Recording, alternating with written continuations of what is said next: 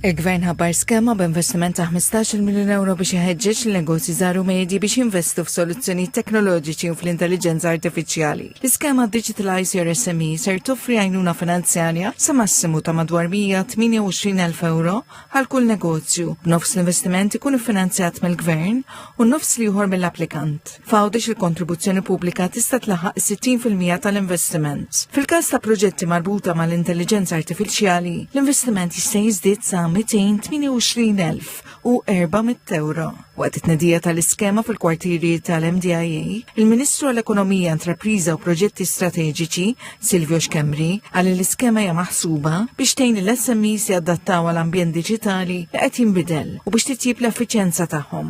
Il-Ministru għall-Fondi Ewropej u l-implementazzjoni tal-programm elettorali Stefan Zrinzot-Sopardi qal il-capping tas-somma allokata tista' tkun estiża b'100,000 euro għal kull applikazzjoni, mod li tirrifletti d-daqs tal-investiment li jkun sar. Dr. Zrinzot-Sopardi qal li l-iskema hija mirata li sservi bħala pjattaforma biex ikun inċentivat investiment bilan li negozji żaru medji jkunu fil-qalba ta' trasformazzjoni diġitali. Il-kap eżekuttiv tal-MDIA Kenneth Brinkat spjega li l-iskema ser tinkludu kol gwida u appoġġ tekniku biex negozji jimplementaw dawn is-soluzzjonijiet. L-applikazzjonijiet ser jiftħu fl-ewwel ta' Lulju u ser ikunu aċċessibbli online.